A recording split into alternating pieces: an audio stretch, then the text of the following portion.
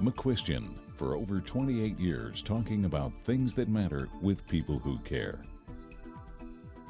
Production of McCuistion is made possible in part by individual viewers, supporters of the Foundation for Responsible Television, the University of Texas at Dallas, creating the future.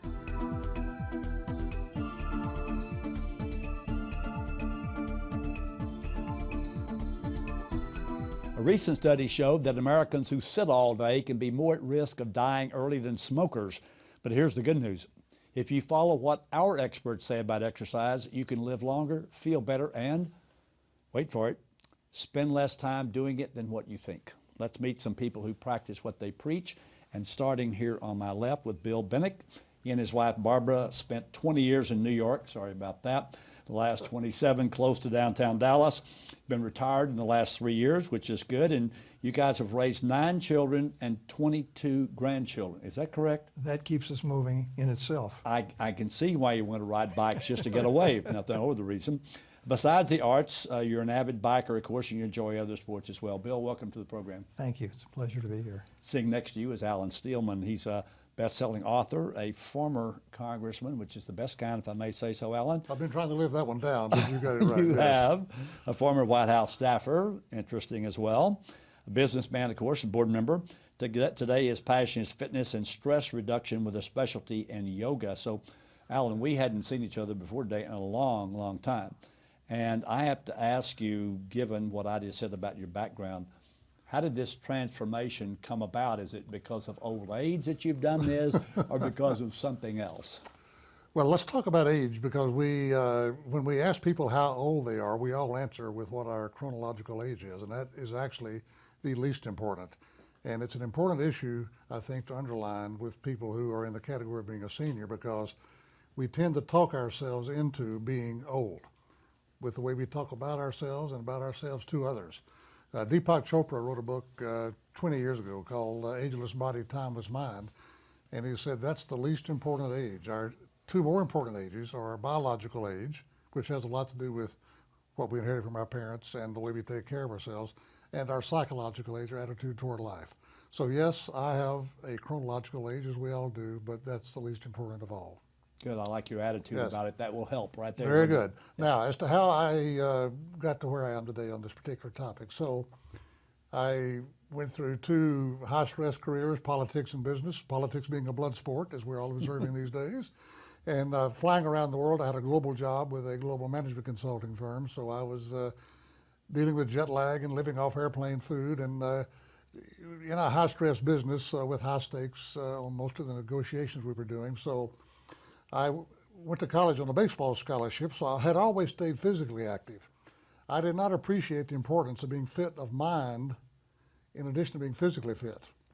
So I would always have good blood pressure and uric acid level and cholesterol, but I was also highly stressed and anxious all the time.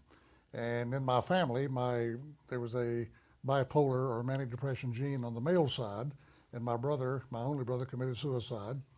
By pure luck of the genetic draw, I didn't get that gene. 3 of my dad's 5 brothers had it. So it's a combination of my family situation, and particularly my brother's suicide, the 2 high-stress careers I was involved in, and what I call the black plague of our age, the record casualties occurring from life in the digital age, and our inability to cope with the speed of life today without what I call the false wizards of pills and alcohol and opioids and so forth. Mm-hmm. We lost more in 2018 alone to opioids than the combined wars of Vietnam, Afghanistan, and Iraq. Wow. And the airplane crashes that have been in the news in the last 2 weeks, when you combine, now these are all stress-related deaths I'm talking about. Last year alone, 88,000 from alcohol-related deaths, 72,000 from opioids, and 44,000 suicides. You add those up, that's the equivalent of 10 737 crashes per week in America. Wow. That's a black plague taking people. It's a more silent death than the hurricanes and the fires and all the things that get all the press coverage, but killing people in record numbers. So Anyway, that was a long answer to your question, but I was in politics once, so I hope you'll forgive me for giving you a long answer. I will definitely forgive you. And I wish that everybody in politics had as good a thing that they're working on as you do. That's the point. Now, Bill, you, biking is your thing. Yes. Why biking? Well, first of all, let me back up and say why any exercise. I've been taking physicals at the Cooper Clinic for the last 25 years, and they've done a lot of these longitudinal studies which all indicate that the key to a really vigorous long life is movement. The president of the Cooper Clinic, who was my doctor, wrote a book titled Move Yourself, your title really for this program. And their conclusion was that if you moved yourself, not only would you live longer, but you'd have a much higher quality of life. And as I started to age, that became an issue. A friend of mine introduced me to biking, a friend from work. And so for about 25 years now, my wife and I have both gotten into biking, and we try to ride our bikes every day. There's a trail, Katy Trail, right near our house. So you found a place that even downtown Dallas, very Yes. close by, that's fairly safe, because a lot of people are going to say, well, how is it you can ride bikes in a metropolitan area, but you've been able to do it without feeling too much stress? You don't need his help from the stress side from the bike. Biking's a good way to work off stress too. Yes. The Dallas government has done a great job on providing bike trails, safe bike trails around the Metroplex. A lot of people may not know that, but there are tens of miles of biking around the Metroplex. From our house in downtown Dallas, you get on the Katy Trail, you can go all the way to Richardson, Plano, through south into town, on the Santa Fe Trail onto the Trinity Riverbed, which is now being extended as a bike trail over to Fort Worth. So there's lots of places to bike that have nothing to do with roads. Ken Cooper was on this program twice, I think. In 1995 was one. His book called Aerobics, I guess he sort of invented the term. Yes. He and I laughed about that at the time, and I told him how I had sort of met some people who sort of got me involved in doing that and reading his book, and so he's really a hero of ours for sure, and he's the one who got you into it then, right? Well, his clinic, my clinic. doctor there was a fellow by the name of Ted Mitchell, who wrote the book Move Yourself. Okay, Right. I didn't know him. Right. Good. Well, that Well, is... Dennis, I think it might, if I might, Sure. be a good idea to place movement, which can take many forms, cycling, running, walking, yoga, within a broader context of the 6 pillars of well-being, because when we're talking about mind, body, and spirit health, and those are the keys to it leading a life of balance and equilibrium, sleep is number 1 on the list of the 6 pillars. Sleep deprivation, and we are a sleep-deprived country, We are. negates the benefits from all the rest, and they all are important. But we start with sleep, nutrition. America is second only to Mexico now in obesity. And binge eating. We did 2 programs on obesity recently, and you're exactly right. Binge eating is a way of dealing with stress. And then movement, as we are discussing as the primary topic of this program. Social networks. Loneliness is becoming a huge issue. Well, you don't understand. We've got Facebook and we've got texting and all this stuff. What's wrong with you, Alan? Don't you understand? I do have an addiction, I have to say, on digital devices, so I plead guilty to that one. And then, of course, meditation, calming the monkey brain we're all born with. You know, that monkey in our head that never takes a vacation, never goes to sleep, never takes a day off, worries about tomorrow, fears about mistakes we made before. We just can never be here now. And then finally, grounding, getting out in the sunshine and walking around barefoot on the grass and all. So I do think it is important, if we are striving to deal with the stress in our lives, which I think is probably the bigger issue here, it certainly is the biggest killer we're dealing with, we do need to think about the 6 pillars of this, of which movement is certainly a very important one. All right. We're going to look at a roll-in now from Dr. Theresa Oswald. And Dr. Theresa Oswald I met last December. She was in town with one of our guests who I'm going to introduce after that. And she sort of focuses on the sitting disease, so to speak. And she now practices in Ohio, but she practiced here for a long time. So if you're ready with that roll-in, let's hear what Dr. Oswald has to say. Our culture has just changed over the last 100 to 50 years on what we do for both our work, our transportation, and also our entertainment. And all of them are involving sitting for most of the day. Just think about the kind of farm-based society of 200 years ago, where everything you did during the day, including getting your food, doing your occupation, required a lot of physical work. Now for most of us, we're sitting. So they've actually termed it the sitting disease. So just sitting for prolonged periods during the day actually increases our risk for heart disease, diabetes, and it increases the lipids in our blood that contribute to both of those other things. It also increases the size of our midsection, which with all those things combined is called metabolic syndrome, which predisposes people to diabetes and heart disease. And it's just how our social and environmental changes have occurred that just create more need for sitting. There is a new study which you probably saw put out at the American Heart Association conference in Chicago a week or two ago that says only 20% of Americans get enough exercise now, and then also focusing on the childhood issues. Talk to us about those two things. Yeah, well, we know that there's an epidemic in children getting diseases that used to be considered adult diseases. It used to be called adult onset diabetes, which means the type of diabetes that you get during your lifetime and it's not genetically caused. Now, because children are eating differently, moving less, if you can remember our childhood, there was like tons of things we did outside for entertainment. Now they do those things virtually on the screen. So there's a big push to get both providers, healthcare providers, and also politicians to allow people to have chances to move with green spaces and things like that.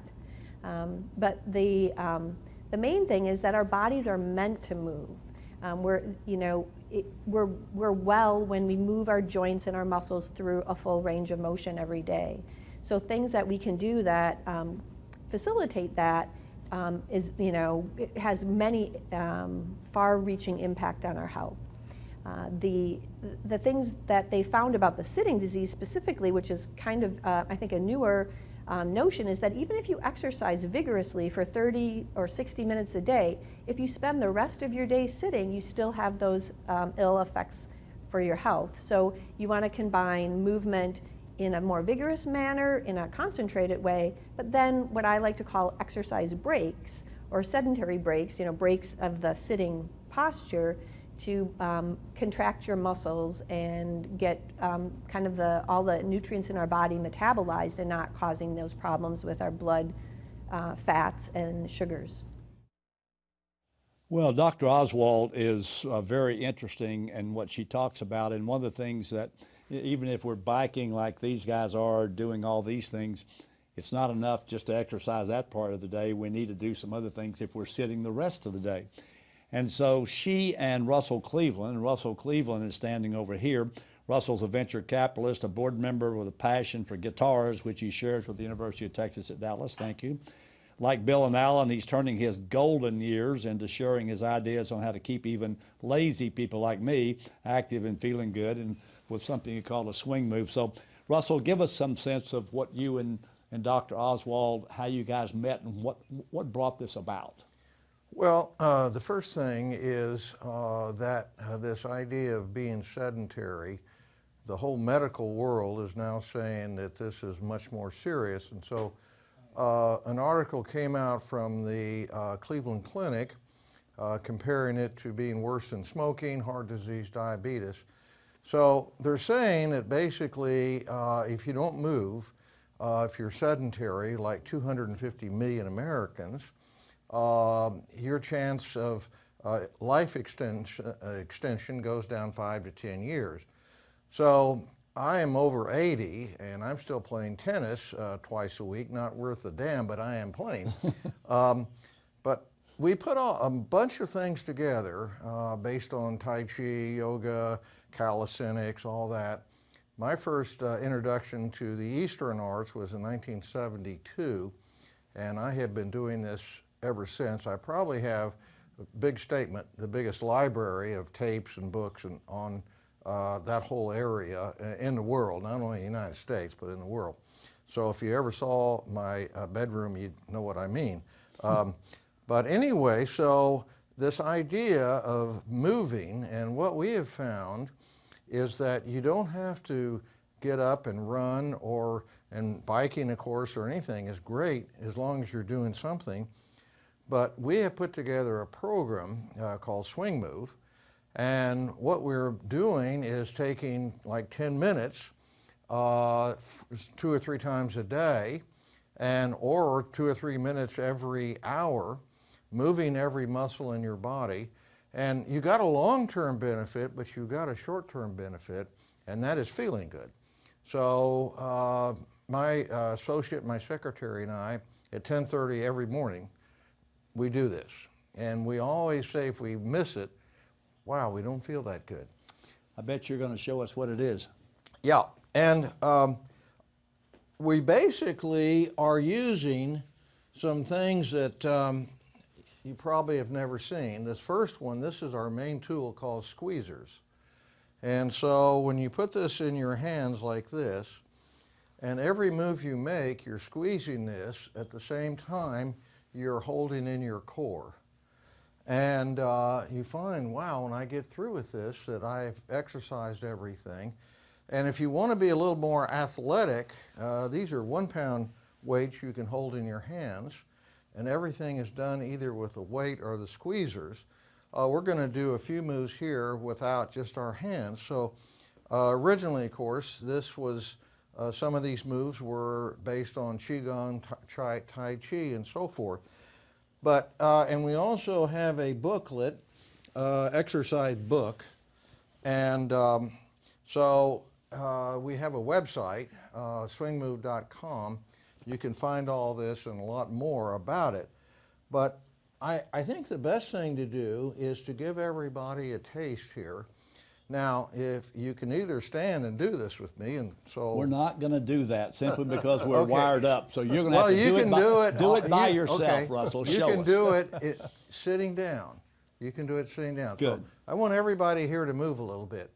So here's what we're going to do. We're going to start with one of my favorite moves, which is called the tiger walk.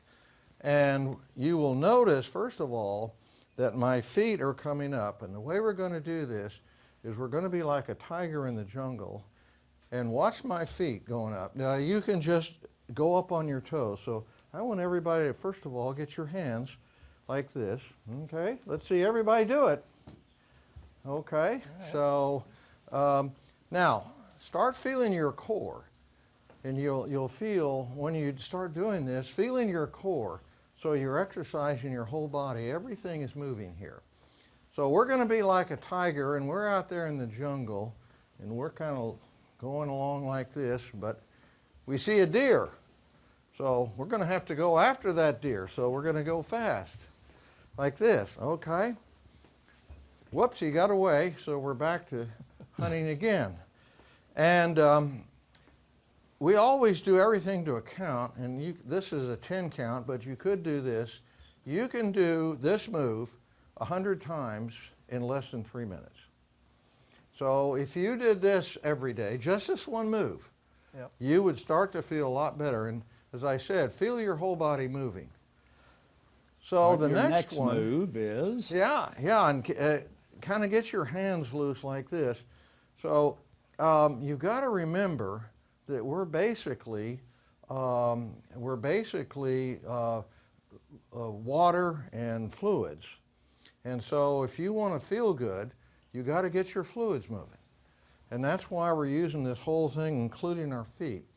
Now the next one is a swimming exercise. And we have a number of exercises that we adapted from, famous or things that you would do. Now swimming is to take your hands, bend your knees, and go out like you're doing a breaststroke.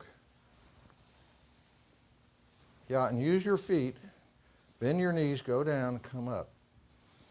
So you can do a breaststroke or a backstroke, also a crawl, and you will see this is moving everything.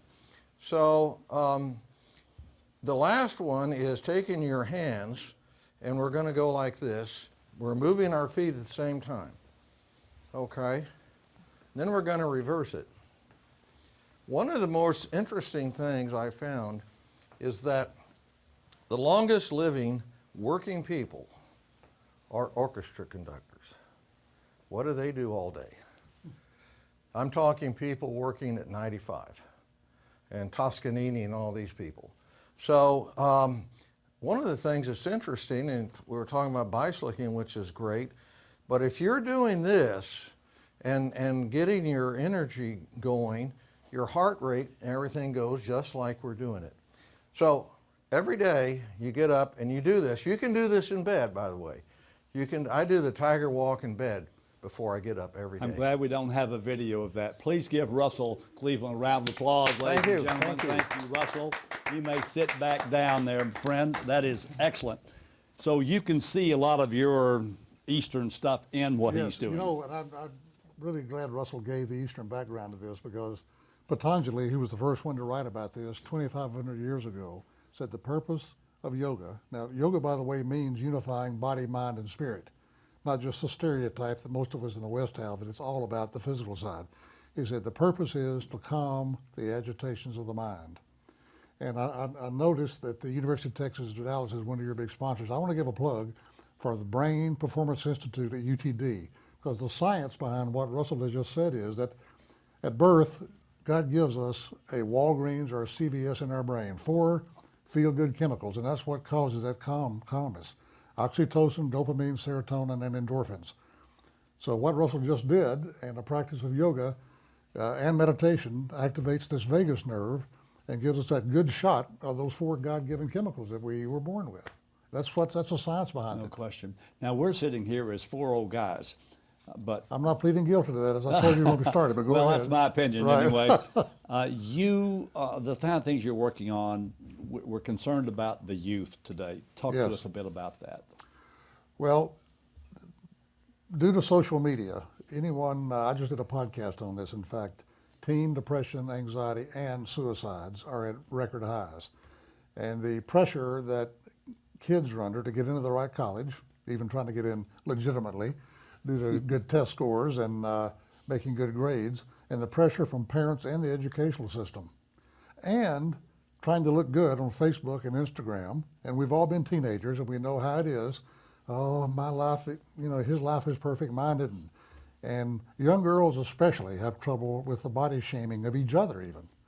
So it is an unparalleled period of anxiety, stress, depression, and suicide attempts by teens.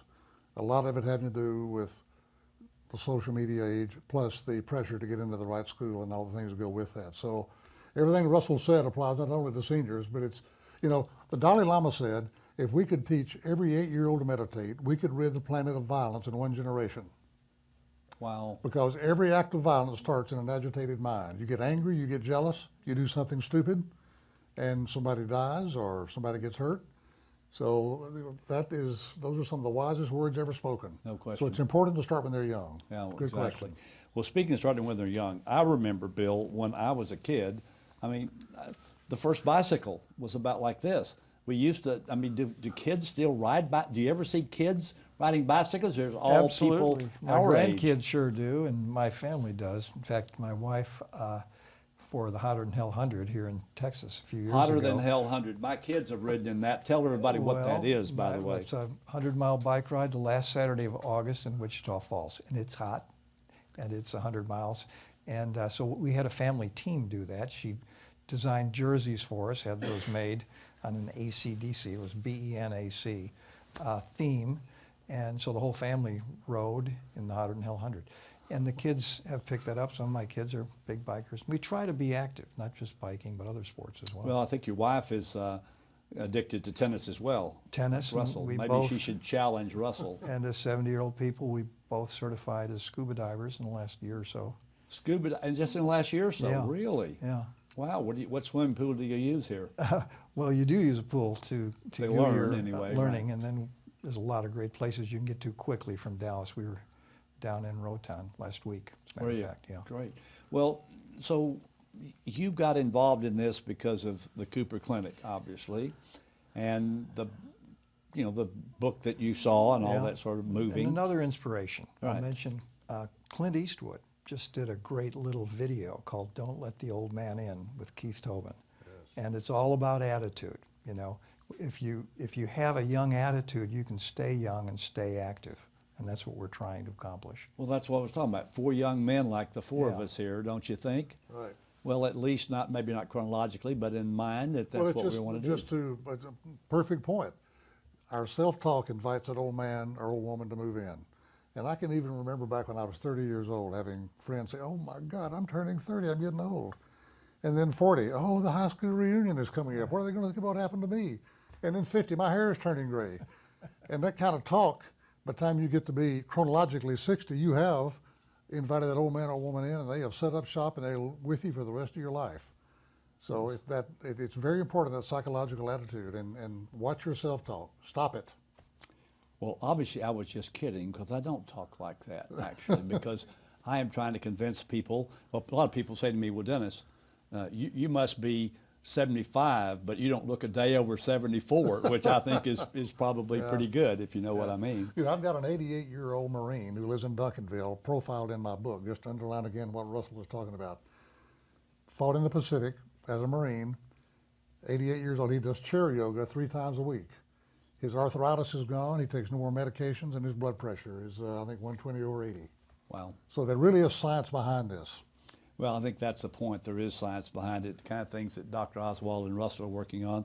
Obviously, we know about the biking stuff and the science you got out at Cooper Clinic. And I appreciate your transformation. We don't need another congressman, frankly, even though we'd like to have some that were as good as you were. I might tell you, we don't necessarily have that in other places. So thank all 3 of you for being here. And thank you folks for joining us as well. You know, I'm confident that you were exercising while watching this program, yes? And just as confident that you now know more about why and how and the benefits. Follow us on Twitter, check McCuistionTV.com. Keep moving and keep inviting us in as we talk about things that matter with people who care.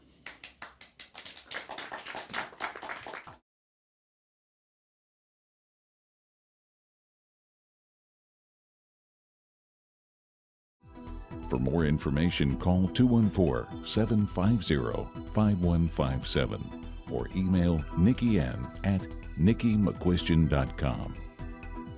Visit our website at www.mcquistiontv.com. You can also follow us on Twitter at www.twitter.com/McQuistionTV or download McQuistion TV video podcast on iTunes.